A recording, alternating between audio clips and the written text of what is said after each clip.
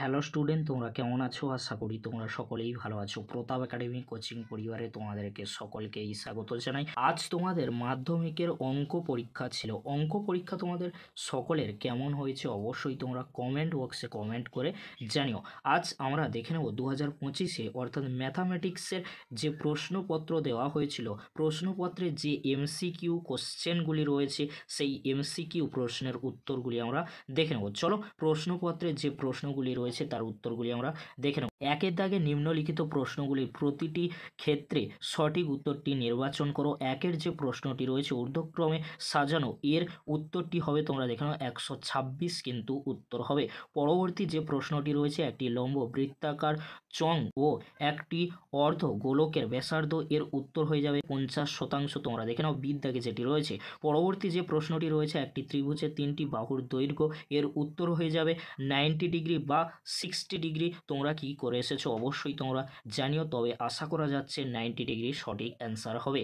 পরবর্তী যে প্রশ্নটি রয়েছে ও কেন্দ্রীয় বৃত্তে এ বি একটি ব্যাস, এর উত্তর হয়ে যাবে 30 ডিগ্রি, এর উত্তর হয়ে যাবে 30 ডিগ্রি বিদ্যাকে যেটি রয়েছে। পরবর্তী যে প্রশ্নটি রয়েছে তোমরা দেখে নাও a:2 ইকুয়াল টু b:5 হলে এর উত্তর হবে 40, এর উত্তর হবে 40। পরবর্তী যে প্রশ্নটি রয়েছে বার্ষিক x% সরল সুদের হারে ওয়াই টাকার জেড মাসের সুদ হবে, অ্যান্সার হবে XYZ/1200 টাকা। এবারে তোমরা দেখে নাও দুইয়ের দাগে শূন্যস্থান পূরণ করো যে কোনো 5টি। এখানে যে উত্তরগুলি হবে তোমরা পরপর দেখে নাও। একের দাগে যেটি রয়েছে তার উত্তর হবে বহিঃস্পর্শ। পরবর্তী যে প্রশ্নটি রয়েছে যদি, এর উত্তর হয়ে যাবে তোমরা দেখে নাও Y2। পরবর্তী যে প্রশ্নটি রয়েছে আর একক দৈর্ঘ্যের, এর উত্তর হয়ে যাবে Y3 পাই আর কিউব ঘন একক। পরবর্তী যে প্রশ্নটি রয়েছে তার উত্তর কি হয়ে যাবে তোমরা সকলেই দেখে নাও PX plus YX minus PZ/Q।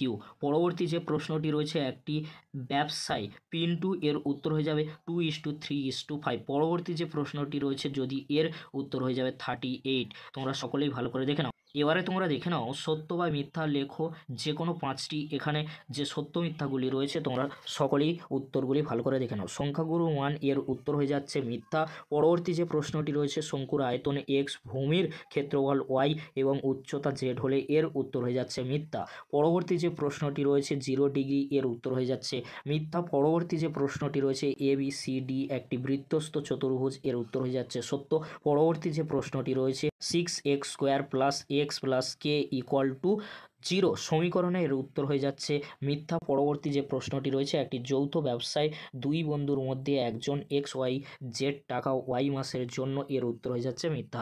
এবারে তোমরা পরপর প্রশ্নগুলি দেখে নাও, আমি আর আলোচনা করছি না। 4-এর দাগে তোমরা দেখে নাও।